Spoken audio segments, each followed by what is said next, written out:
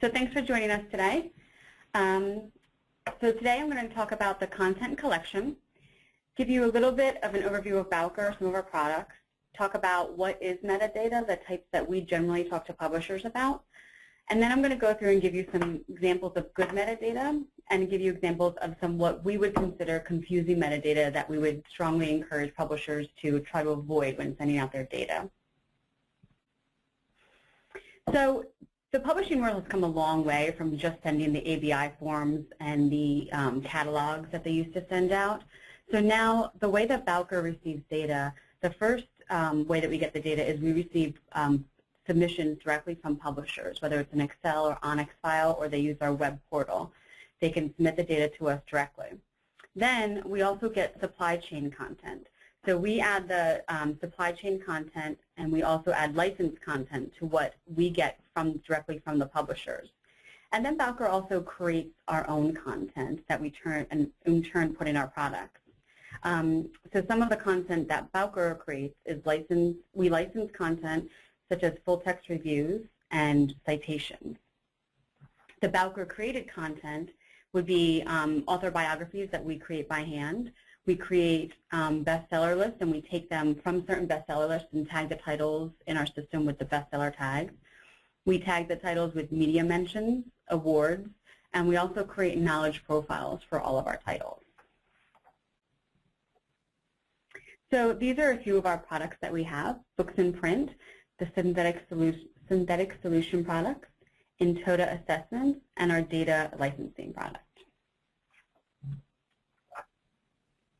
So this is a screenshot of our booksinprint.com website, which is used by over 10,000 librarians, retailers, and teachers. We currently have 25 million records on this website, and we have over 18 million active records in the database and showing on our booksinprint.com. Booksinprint.com allows librarians and retailers to see the titles that are published, and it tells them information about how they would go and acquire those titles for their libraries or for their individual stores. Here's an example of Bowker's, the ProQuest synthetic solution, which has over 3 billion hits per month. Here on the screen you can see that we show the author biography and the choice review. So this is part of Bowker added content along with the table of contents. So in this product we would generally include a lot of what we considered enhanced metadata. So cover images, table of contents, summaries, reviews, first chapters, and author notes, the more advanced information that we would get from publishers or from third-party sources.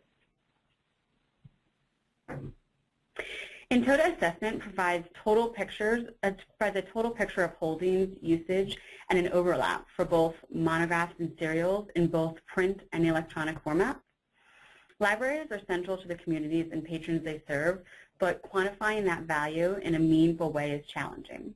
Unified collection holdings, overlap, and usage data offers a view into the value of the library based on real data. Holistic assessment services can deliver return on investment, increasingly important in times of shrinking acquisitions budgets. So Metadata assessment is the first production service of the Metadata platform, which includes both book and serial analysis for both electronic and print formats.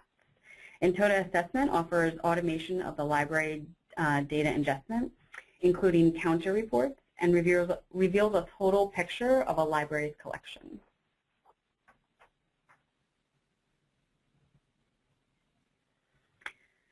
Bowker customers want to focus on delivering value to their customers, so they rely on the Bowker to supply them with the metadata. They do this by sometimes bouncing ISBN lists against the Bowker database in order to pull back the metadata that they use for their products. So here's an example of the process that's used by the New York Times to create the bestseller list that they're using the Bowker supplied metadata. So they're taking the ISBNs that they're going to put on the bestseller list, they're bouncing against our system, and they're pulling back the metadata. So what is metadata? When we talk about metadata to publishers, we generally break it down into 3 different types of metadata. The first is the core metadata. So some examples of the core metadata would be the physical attributes of the book, so whether it's paperback or ebooks, the content, which is the general information, the author and the title information, and the availability and access, which is the price and the price supplier of the title. The second part of the metadata would be the descriptive content. So this is a little bit more than just the title of the book. So for this, the physical attributes of the book would now be the page count and the trim size or the size of the ebook file. The content would be more of the subjects, series, characters, how many illustrations are in your book. The audience and use would be whether it's for it's a textbook or if it's college level only or K through 12. Sales rights, which would be, is it USA rights only, hardback only, international rights, and the availability and access would be the actual on-sale date or the return date of the book. The third type of content or metadata that we talk about is enhanced content. So this is the real beefy type of metadata that you can supply about your titles. So for this, it would be an author note, which is the biography or credentials of the author, excerpts, such as the first chapter, cover images, whether it's a small or large cover image, and the table of contents, whether it's general or more detailed with the actual page count. So now that I've given you a brief overview of the type of metadata that we talk about a lot, I want to go through a few different types of metadata, but I want to talk to you about BISG. So BISG is the Book Industry Study Group. For over 35 years, BISG has been working on behalf of its diverse membership of publishers, retailers, manufacturers, distributors, wholesalers, librarians, and others that are involved in both print and digital publishing to forward its mission of creating a more uniformed, empowered, and efficient book industry. In seeking support from and representing every sector of the book industry, BISG affirms its belief in the interdependence of the industry segments. BISG also believes that success in business is often easier to achieve through joint efforts and that common problems are best solved together. So BISG creates standards for metadata, and they have working groups where anybody that's part of BISG can be on a working group, and they talk about the different aspects of the metadata and what would be considered best practices. And when they submit the best practices, it gets published, and anybody can look at it and follow it, and publishers and metadata recipients are expected to follow it since it is BISG best practices. So what I'm going to do now is I'm going to go through I think 3 different types of the metadata and go through the BISG best practices and what Bowker does to the data in order to follow the BISG best practices. So one type of metadata that we see a lot that has issues with it is the title. It seems that everyone is now putting a lot of other data points in the title that don't really belong. So one of the first things I'm going to talk about is the edition information. So edition information should not be included in the title at all. At Bowker, if we do receive a data feed that has the edition information in the title, we will remove it and place it in the edition information field. This is an example of a title where the publisher included the words first edition in the actual title field. So we went and we removed the information from the title and we put it in the edition information field. But now, for something like a first edition, you don't need to include that in your data because it's assumed since it's the first edition. So once you had a second edition of the book, you would include second edition in the edition number field. So for this, when we got the first edition, we just went and removed it, and we actually didn't place it in any other field because the first edition is assumed.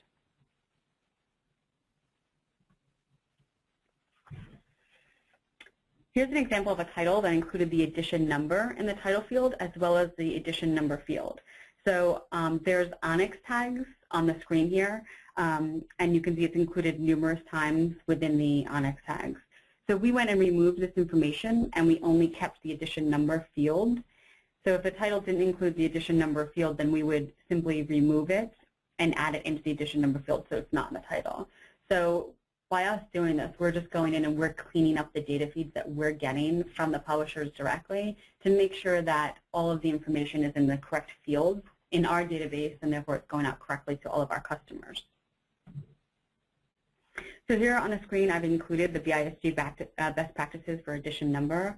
So you can see that it does clearly state that the edition number should be in the edition number tag, which is the B057 for Onyx. And of course, if you're working in Excel, then instead of doing the Onyx tags, you would just simply have everything in its own separate column within the Excel file.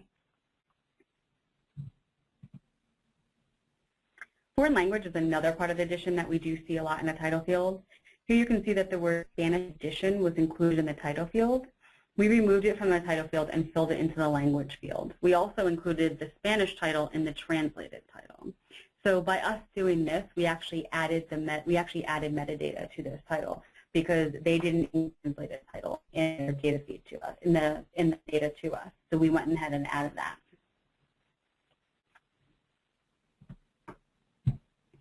Special edition information should also not be included in the title field. Here the publisher included the 50th anniversary edition in the title. We went and removed this and added it to the edition information field.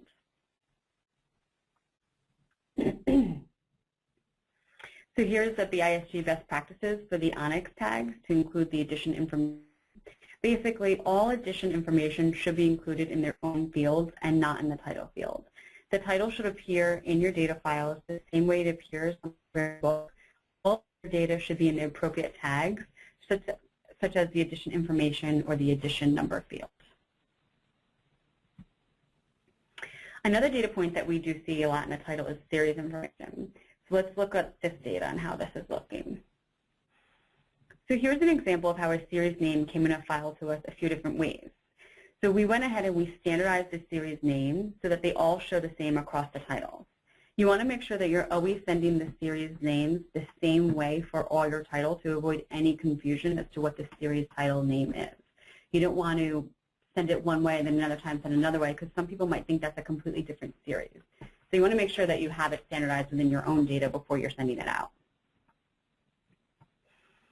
So at Bowker, it is our best practice to include SER after the series title name. This way it's clearly identified as a series. So we do this to all of our series within our system. When you are sending a series title, you want to make sure that you only include the series title in the series title field. So if your series has a subtitle, that should be included in a separate field. So here you can see the series name is Let's Read and Find Out, and Science in Stage 1 is the subtitle of the series. So you want to make sure that you're parsing out all of the data into the appropriate fields before sending your data out to all of your customers and clients. The first book in the series is treated similarly as the first edition. You don't need to send that data because it's assumed that it's the first. Some people send it because they want people to know that it's supposed to be read in a certain order, and that's fine, you can send it, but it's not necessarily assumed. So you just want to make sure you know if you want to be sending that information out or not. So another topic that we get a lot of questions on, especially now, is subjects. So libraries commonly encourage browsing by subjects, including Dewey classification codes, library call numbers, and keywords. Subject codes are also used to drive the Find the Similar Book widgets and View the Shelf widget. So you want to ensure that you're offering multiple subject codes and not using general codes when a more specific one is available to you. Using the retail industry standards, our BISG and BIC are great, but you want to make sure you add your own keywords and proprietary subjects as well. So BISG is a standardized list of terms and codes used within the book industry. Subject codes are required for all titles sold to U.S. retailers. You want to provide the most specific code applicable to a product rather than just general subjects. You also want to make sure that you choose as many codes as you need to describe the book content. And you want to make sure that you list the most relevant or most important code first in case some retailers or librarians choose to only use the first few codes. So here are some BISG subject codes. I don't know how many of you are familiar with them, but I figured I'd put them on the screen. So the BISG subject heading list is an industry-approved list of subject descriptors, each of which is represented by a 9-character alphanumeric code. The descriptor itself consists of 2 or 3 or 4 parts, like you can see on the screen. So the BISG subject list, you can kind of drill down when you're looking for your own BISG subject to make sure that you have the most appropriate one. And if you're looking at the BISG subject list and you're sending them out and you're using these codes, you want to try not to use just the general, nonfiction or fiction codes. You want to make sure that you can really drill it down and get to the more detailed BISG subjects when sending them out, so you don't just get that general code on there.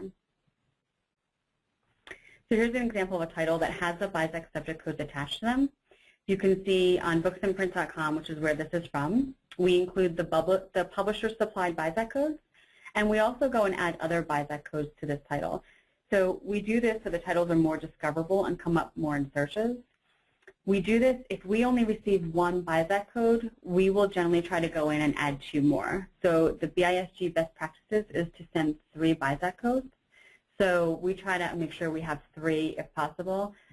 We use various different ways to assign the subjects. We have someone in our office, that does the subjects himself, and he looks at the content that we have about your book before just assigning codes.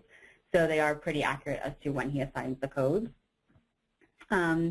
Like I said before, you want to make sure that the first subject code you attach is the most important. This way, if the company you're sending to only takes 1, you have the most important one first. Whereas if you put a general one first and then 2 other specific ones, and they only take 1, then they're only going to use the general one, which then can get lost in searches.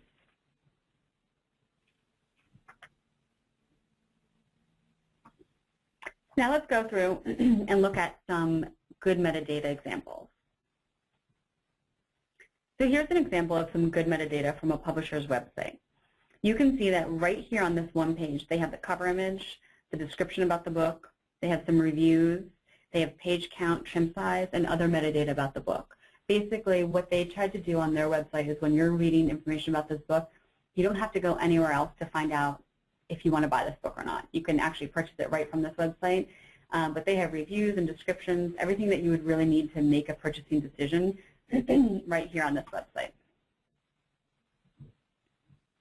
So one of the main parts of enhanced metadata is the cover image. You should make sure that you have a high-quality, decent-sized cover image when you're sending it out.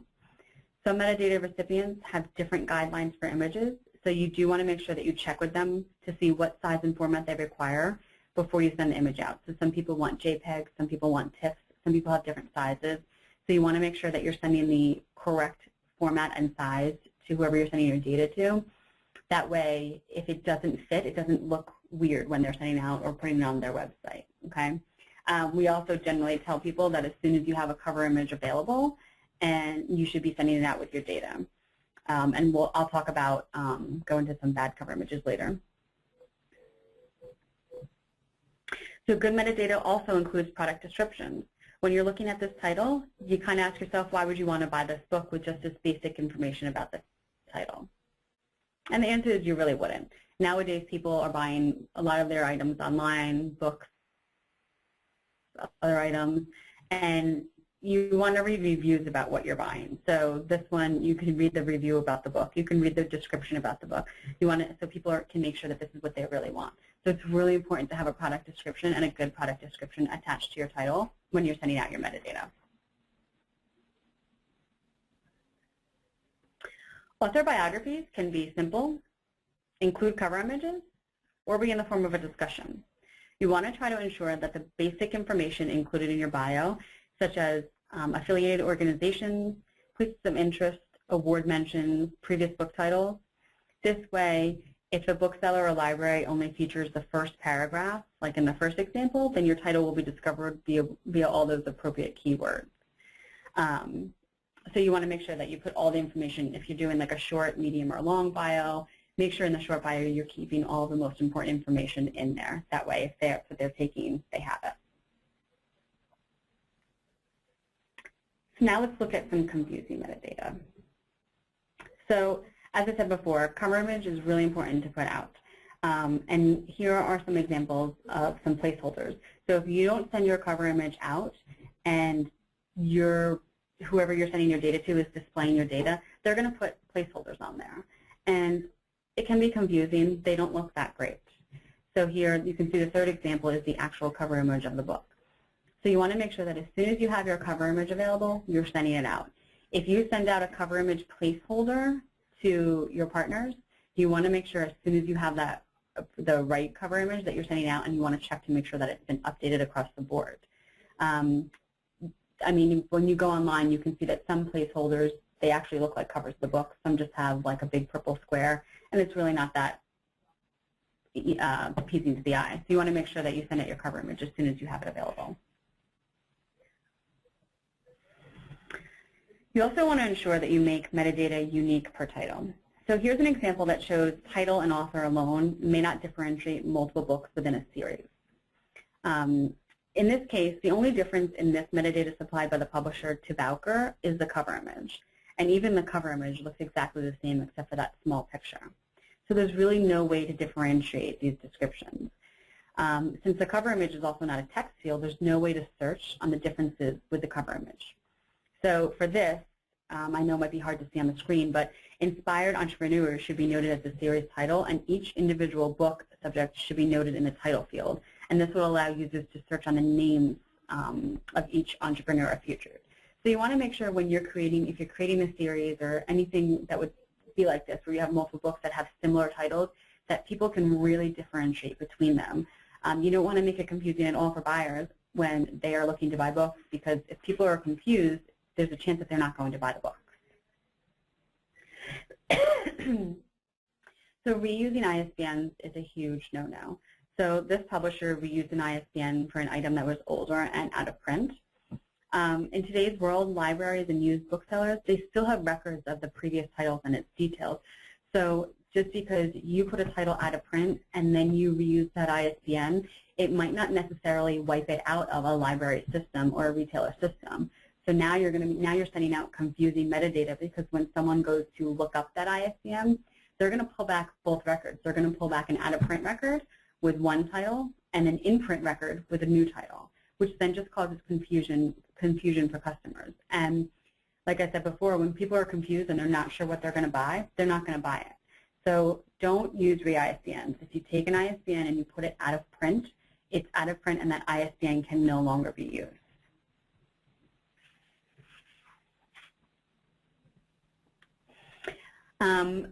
I guess the last thing that I would say before we go to any questions that you might have is that you want to make sure that you're always checking your work. So when I talk to publishers, I tell them that before you send, whether it's Bowker or whoever you're sending your data to, before you send your data out, check your work. Once you've sent it out and you know that whoever has it has loaded into their system, check your work. And also then down the road, you want to make sure that you're checking your work. This is actually an example of when, for a different webinar, I was looking for examples of something and found this book. But then when you go to click on the description of the book, it's about a Jay-Z title that has absolutely nothing to do with the actual cover image or the other data about the book. So somehow this description got put on the wrong title. Again, this causes confusion, because when someone goes to, and when they're looking at this book and they think they want to buy Guy Kawasaki's book, they read the description and now they realize this description doesn't match. But what book does the ISBN actually belong to? So you want to make sure that everything is clean, not confusing, and clear to any that's looking to purchase your books. The more confusing your metadata is, the less your sales are going to, the lower your sales are going to be, because people don't buy when they're looking and they find confusion, or they're not sure what they're actually going to buy. They're not going to buy it and then just figure they'll return it later. That's a hassle. So you want to make sure that when you're sending out your data, you check it before it goes out, you check it once it goes out. If you find mistakes, wherever you find the mistakes, contact that retailer or distributor, whoever it is, and ask them where they're getting the data from, or ask them if they got it directly from you, so then you can correct the data. No matter what, you want to make sure that you're sending out good, clean metadata to everybody, because in the end, you just want people to purchase your books.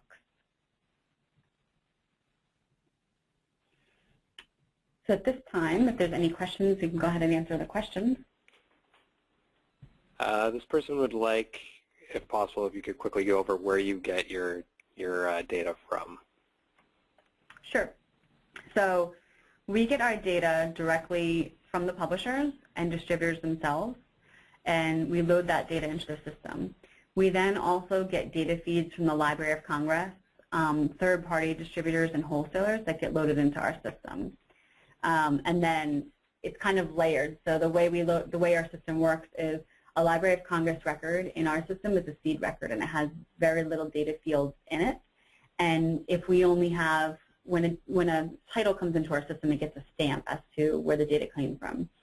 So if a title only has a Library of Congress stamp, the data won't go anywhere until the publisher sends us the data first, because a lot of times we found that the Library of Congress data is not always correct because the publisher might have sent them the information but then never updated with them. So we use that as a seed record, and then once we get the publisher information or the distributor information and all the data points are filled out, it would then get sent out to our customers. Next question is, how often is position file data updated?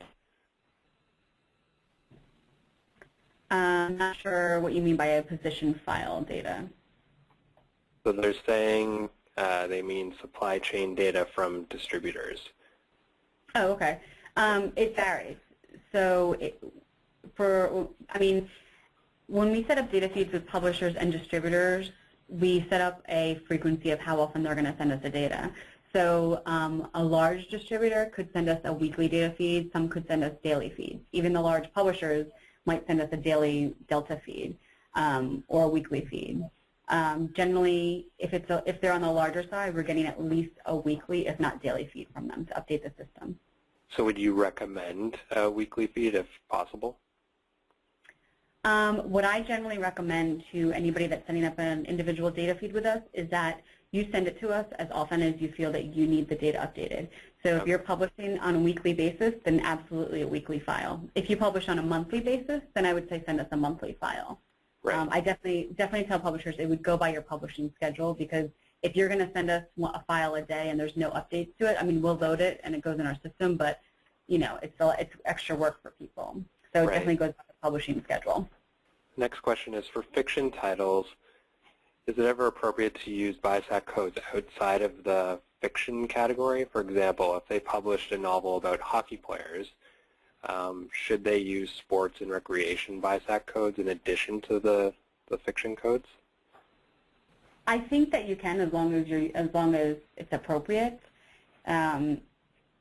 Whoever asked that question, if you want to email it to me, I can email it to our subjects person and have them get back to you to give you a more definite answer about that, because I don't want to give the wrong answer about subjects.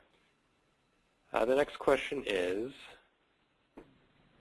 there are two different fields for author bio, the other text element for biographical note and the B044 element attached to each contributor.